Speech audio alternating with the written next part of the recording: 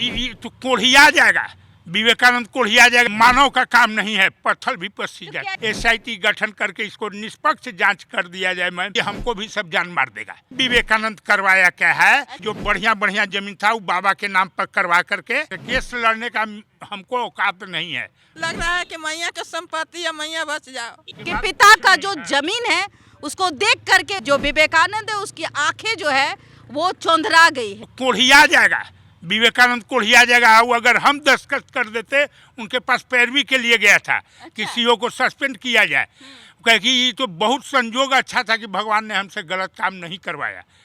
अगर हमरा कलम से होता तो मैं भी कोढ़िया जाता। ये मानव का काम नहीं है, पत्थर भी पसी जाता। क्या इस पे FIR दर्ज होगा? आप लोग फिर से FIR करेंगे? क्योंकि घर तो हड़प लिया है तो FIR करेंगे? जी सब जगह दिया हुआ है। SSP साहब बोले हैं, जांच के आदेश दिए हैं कि जो UD केस है उसको फिर से जांच किया जाए और उसमें क्या है नहीं है उस सब जांच में आ जाएगा। SIT गठन करके इसको निष्पक्ष जांच कर दिया जाए मैम, इसकी जान बच जाएगा। SIT की मनोबल बढ़ते जा रहा है। अचल संपत्ति है, अब मैया है, मैया को इसको बचा लेना है।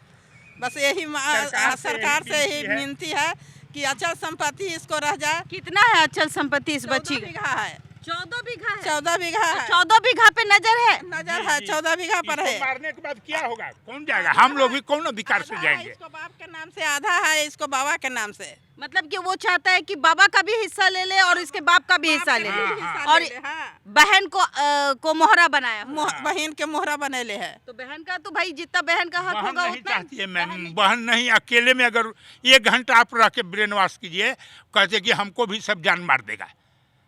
वो डर से है, हमसे तो उसको इसके बाप की जमीन पे तो बहन का भी हक नहीं होता है।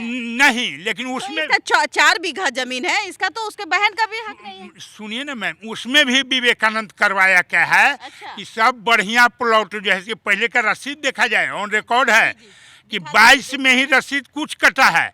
आप 22/1/25 में, आप 7वां महीना में जमीन का पूरा प्लॉटिंग जो बढ़िया जमीन था वो बाबा के नाम पर करवा करके मिलजुमले था पहले। कि 4 एकड़ इनका, 4 एकड़ इनका। और उसको मिलजुमले था, उसको बढ़िया प्लॉट को इसके बाबा के नाम पर करवा के, और उसमें अभी शुरुआत किया है कि फुआ का हक है, हम जो ऐसे कि ले रहे हैं। अच्छा, आपने केस किया है इस पे? जी, केस कैल है। देखिए, केस करने के बावजूद भी ये इस सो कॉल्ड पत्रकार का चेहरा दिखाऊंगी मैं। कमिश्नर साहब के पास, इस सब जगह हम दरखास्त दे, केस लड़ने का हमको औकात नहीं है। उसी का उन्हें जायज फायदा, कहाँ दौड़ेगा। हम लोग नेता लोग भी, जो समाज के लोग हैं, बड़े बड़े लोग, उन लोग को गोलहाट पड़ते हैं कि हम लोग को न्याय बचिया के दिलवा दीजिए। बिल्कुल, न्याय की उम्मीद सरकार से है। सम्राट चौधरी जी, हाँ, सरकार से मैं आग्रह करूंगी, मैं दिलीप जायसवाल से आग्रह करूंगी कि इस बच्ची जो बेटी है वो आज दर की ठोकर खा रही है। ना पढ़ने के लिए है इस बच्ची के लिए पैसे है, ना देखिए जूता पहन रही है। इसके जूतों को देखिए, ये स्कूल का जूता है, लेकिन इसको करवाए हैं जड़ से, जाते हैं, ले जाते हैं, ले आते हैं। एक आदमी इस पर रहता है। 1 महीना से जा रहा है बेटा, ट्यूशन दे रहे हैं, स्कूल भेज रहे हैं। ये 15 अगस्त के जूता लिए हैं, फिर ये कपड़ा लिए हैं। रोइए मत। रोए बेटा, तो जिंदगी हमारे बर्बाद ना हो गई बेटा। ठीक है, वो रहूँ सब मैया चलते हमारी जिंदगी बर्बाद। तो लग रहा है कि मैया का संपत्ति या मैया बच जाओ। हमारी जिंदगी देखिए पाप का घड़ा कहते हैं कि फूटता है, भर गया है, और पाप का घड़ा जब भर जाता है तो ऐसे ही फूटता है। जरा समझिए, इस बच्ची के जान के पीछे भी पड़ा हुआ है, क्योंकि इस बच्ची के पिता का जो जमीन है उसको देख करके जो विवेकानंद है उसकी आंखें जो है वो चौंधरा गई है कि अगर ये जमीन हमें मिल जाए तो मैं तो अरबपति बन जाऊंगा।